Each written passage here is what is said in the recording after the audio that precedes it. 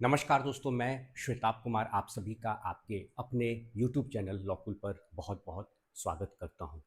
दोस्तों, जानकारी के अभाव में आप में से बहुत सारे लोग कुछ ऐसी गलती करते हैं जिसकी कीमत आपको चुकानी पड़ती है, और वह गलती है ज़मीन खरीदते वक्त आपके द्वारा कुछ ऐसी बातों को इग्नोर करना। हो सकता है आपके पास जानकारी न हो, उस वजह से भी आपसे ये गलती होती है। तो मुझे लगा क्यों ना इस पूरे टॉपिक पर मुझे एक वीडियो सेशन आपके लिए तैयार करना चाहिए। देखिए, जब कभी हम ज़मीन खरीदते हैं ना, तो उस वक्त दस्तावेज की सबसे ज़्यादा भूमिका होती है कि किस माध्यम से आप ज़मीन खरीद रहे हैं। आप में से बहुत सारे लोग क्या करते हैं, ये एग्रीमेंट टू सेल कर लेते हैं, महदनामा जिसे कहा जाता है। ठीक है, कि आपने एग्रीमेंट कर लिया और एग्रीमेंट के बाद क्या करते हैं आप लोग, सेल डीड नहीं बनवाते हैं। सेल डीड बनवाना चाहिए। सेल डीड क्या होता है, यह फाइनल जो ओनरशिप का ट्रांसफ़र होता है, यानी कि मान लीजिए कि एक्स जमीन का मालिक है और वाई ने उससे जमीन खरीदा है। तो जमीन खरीदने के लिए ठीक है, मान लीजिए उस वक्त उसके पास पैसा नहीं है, वो कहीं बैंक से लोन लेगा, तो एक्स वो जमीन किसी और को नहीं बेचे, तो वाई क्या करता है, कुछ एडवांस पैसा, मान लीजिए कीमत, जमीन की कीमत है 10 लाख रुपए एग्जाम्पल के तौर पर, तो 3 लाख रुपए उसने एडवांस के तौर पर दे दिया और एक एग्रीमेंट कर लिया। तो वो कहलाता है एग्रीमेंट टू सेल। लेकिन वह फाइनल सेल तो हुआ नहीं, अभी सिर्फ एग्रीमेंट हुआ एक टोकन अमाउंट देकर। अब बहुत सारे लोग क्या करते हैं कि सेल डीड नहीं बनवाते हैं।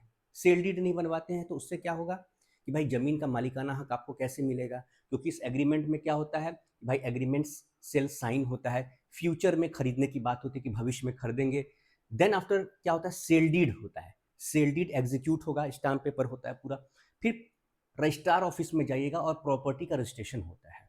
ओनरशिप एग्रीमेंट टू सेल पर ओनरशिप आपको नहीं मिलता है, जो संपत्ति का मालिकाना हक है वह आपको नहीं मिलता है। मैं बार बार कह रहा हूँ, ये मेरे पास कानून की किताब है, ट्रांसफर ऑफ प्रॉपर्टी एक्ट, मैं इस किताब से आपको बता रहा हूँ। इसका सेक्शन 54 कहता है, ठीक है, कि अगर आपको कोई प्रॉपर्टी खरीदनी है तो उसके लिए आपको सेल डीड करवाना पड़ेगा। सिर्फ एग्रीमेंट टू सेल से नहीं होता। बहुत लोग क्या करते हैं, पैसा बचाने के चक्कर में, स्टाम्प ड्यूटी बचाने के चक्कर में, कुछ पैसे बचाने के चक्कर में एग्रीमेंट टू सेल करवाते हैं और क्या करते हैं, जीपीए करवा लेते हैं।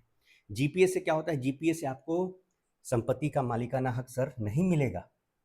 ठीक है, आप में से बहुत सारे लोग को लगता है कि भाई सेल डीड हो गया। अब सेल डीड वैलिड कब होता है, सेल डीड जो होता है, सेल डीड क्या करवाना है, आप रजिस्ट्रार के यहाँ जाइए, वहाँ रजिस्ट्रेशन होगा। रजिस्ट्रेशन के बिना प्रॉपर्टी ट्रांसफ़र नहीं होता है।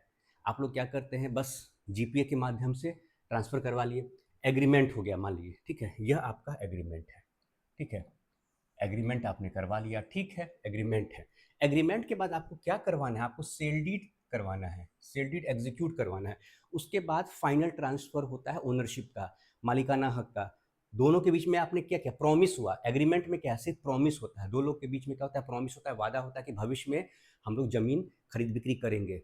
और लेकिन उसमें एक समय सीमा निर्धारित होती है। ऐसा नहीं कि आपने किसी से वादा कर लिया, अब बैठे हुए हैं इंतजार में, ऐसा भी नहीं, एक समय सीमा होता है।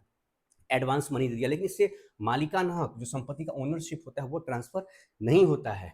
ठीक है, अब देखिए राइट्स का फर्क, जो एग्रीमेंट होता है, एग्रीमेंट में क्या होता है, सिर्फ जो सेलर होता है यानी जमीन का मालिक होता है उसके अगेंस्ट आपका राइट हो सकता है, बस हो गया। उसके अलावा और जितने भी लोग हैं उन पर आप क्लेम नहीं कर सकते हैं। लेकिन आप सेल डीड खरीद लिए, अगर आप सेल डीड के माध्यम से आपने जमीन खरीद ली, तो कोई भी व्यक्ति है, कोई भी आपको चैलेंज करता है तो उसके अगेंस्ट आपको राइट है, आप उस पर केस कर सकते हैं, उस पर दावा कर सकते हैं।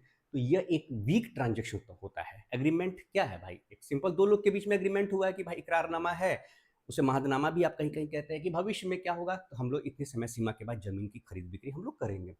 तो कॉमन मिस्टेक क्या करते हैं आप लोग, सिर्फ एग्रीमेंट बनाते हैं, एग्रीमेंट के बाद रजिस्ट्रेशन नहीं करवाते हैं उसका, सबसे बड़ी बात। उसके बाद जीपीए जो होता है, जनरल पावर ऑफ अटॉर्नी, उसके माध्यम से क्या करते हैं, जमीन की आप खरीद बिक्री कर लेते हैं।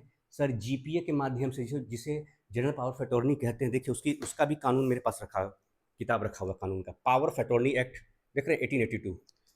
इससे जमीन का मालिकाना हक नहीं मिलता है, यह सिर्फ एक दस्तावेज तैयार करता है, ओनरशिप नहीं मिलता है इससे। जीपीए से कैसे मिलेगा, GPA general power of attorney होता है कि भाई मान लीजिए मैं हूँ, मैं ठीक है, और मैं कहीं बाहर रहता हूँ, मेरी ज़मीन यहाँ पर है, गांव में मेरी ज़मीन है, तो मैं शहर से नहीं आ सकता हूँ, या मैं विदेश में रहता हूँ, मैं नहीं आ सकता हूँ अपने गांव ज़मीन बेचने के लिए।